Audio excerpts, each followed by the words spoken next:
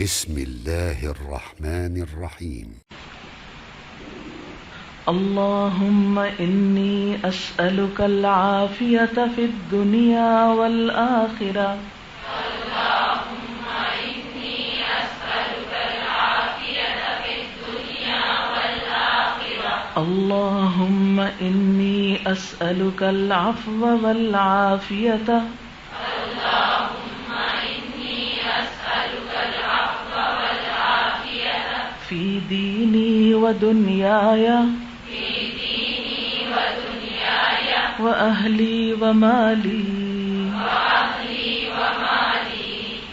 اللهم استر عوراتي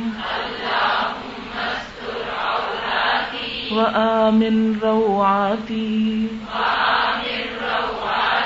اللهم احفظني من بين يدي ومن خلفي وعن يميني وعن شمالي ومن فوقي. وأعوذ بعظمتك أن أغتال من تحتي.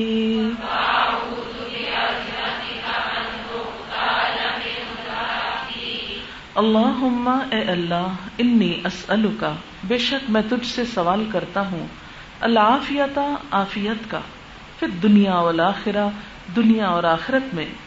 اللہم اے اللہ، انی اسألک بے شک میں تجھ سے سوال کرتا ہوں، العفو والعافیت درگزر اور عافیت کا، فی دینی اپنے دین کے معاملے میں، و دنیایا اور اپنی دنیا کے معاملے میں، و اہلی اور اپنے خاندان کے بارے میں، و مالی اور اپنے مال کے معاملے میں.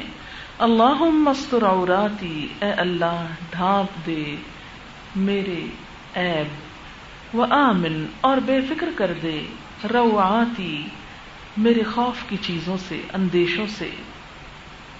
اللہم اے اللہ احفظنی میری حفاظت فرما، من بین یدی میرے سامنے سے، ومن خلفی اور میرے پیچھے سے، وعن یمینی میری دائیں جانب سے، وعن شمالی اور میری بائیں جانب سے، ومن فوقی اور میرے اوپر سے. واعوذ بعظمتک اور میں تیری عظمت کے ساتھ پناہ چاہتا ہوں، ان اغتالا کہ میں ہلاک کیا جاؤں، من تحتی اپنے نیچے سے. ایک حدیث پاک میں آتا ہے کہ اللہ تعالی کی پسندیدہ دعاؤں میں سے عافیت کی دعا ہے، یعنی کسی مصیبت کے آنے سے پہلے ہی انسان دعا کر لے کہ اللہ مجھے بچا کے رکھنا. یعنی ایک تو یہ ہو سکتا ہے نا کہ جب مصیبت آ جائے تو آپ دعائیں کریں یا اللہ اس کو ٹال دے، اور عافیت کی دعا کیا ہے کہ یا اللہ تو مصیبت سے بچا کے رکھ، تو پریشانی سے بچا کے رکھ. تو یا اللہ میں تجھ سے عافیت چاہتا ہوں دنیا میں بھی اور آخرت میں بھی، یعنی دنیا اور آخرت کی مصیبتوں سے مجھ کو بچا کے رکھ. اللہم انی اسألک العفو والعافیت اے اللہ میں تجھ سے عفو یعنی درگزر، معافی اور عافیت کا سوال کرتا ہوں، یعنی میرے گناہوں کو معاف کرے گا تو مجھ کو بچائے گا نا. ایسا نہ ہو کہ ناراضگی کی وجہ سے میں کسی پکڑ میں آ جاؤں. فی دینی میرے دین کے معاملے میں، و دنیایا میری دنیا کے معاملے میں، و اہلی اور میرے اہل و عیال کے معاملے میں. یعنی یہ عافیت مجھے کہاں کہاں نصیب ہو، میرے دین میں، میری دنیا میں، میرے خاندان میں، و مالی اور میرے مال میں. اللہم استر عوراتی اللہ میرے عیب چھپا دے. عورا کہتے ہیں عیب والی چیز، یعنی چھپائی جانے والی چیز. اللہ جو چیزیں مجھے چھپا کے رکھنی چاہیے اللہ تو خود ہی ان کو ڈھانپ دے، یعنی میری بد اخلاقی، میرے عیب، میری کمزوریاں، ناپسندیدہ چیزیں. وہ آمن رواتی اور میرے اندیشے اور خوف اور ڈر کی جو چیزیں ہیں اللہ مجھے ان سے بے فکر کر دے. اللہم احفظنی من بین یدی اللہ میری حفاظت فرما سامنے سے بھی، ومن خلفی وعن یمینی وعن شمالی پیچھے سے بھی، دائیں سے بھی، بائیں سے. یہ چاروں طرف سے کون حملہ کرتا ہے؟ شیطان. ایک تو اس سے بھی بچ کے رہنے کی بات، اور ویسے بھی کہ سامنے سے کوئی چیز ہٹ نہ کرے مجھ کو، کوئی پیچھے سے انجانے میں نہ آ جائے. دائیں اور بائیں سے بھی محفوظ رکھ، یعنی ہر طرف سے. ومن فوقی اور اوپر سے بھی کہ کچھ آ نہ پڑے. انسان عموماً ڈرتا نہ یہ پنکھا نہ مجھ پہ گر پڑے، یہ فلاں چیز نہ گر جائے. کہ اللہ بے فکر کر دے مجھے ان سارے خوفوں سے، ہر فوبیے سے. وَأَعُوذُ بِعَظْمَتِكَ، اور تیری عظمت کی پناہ چاہتا ہوں، ان اغتال من تحتی، کہ بیٹھے بیٹھے نیچے نہ دھس جاؤں.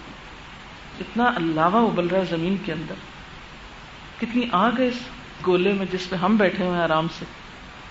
کہیں بھی وہ ہل جائے، پھٹ جائے، کریک ہو جائے، کیا ہو سکتا ہے؟ ہم کچھ کر سکتے؟ کچھ بھی نہیں، بے بس ہے. تو یہ بچایا ہوا ہے اللہ نے، اور دعا کر رہے ہیں کہ اللہ آئندہ بھی بچا کے رکھ. اسے ابو داؤد نے روایت کیا اور ایک مرتبہ پڑھی جاتی. حضرت عبداللہ بن عمر سے روایت ہے کہ رسول اللہ صلی اللہ علیہ وسلم صبح اور شام ان کلمات کو پڑھتے اور کبھی نہیں چھوڑتے تھے. یعنی یہ عافیت کی دعا صبح و شام پڑھتے اور کبھی نہیں چھوڑتے تھے.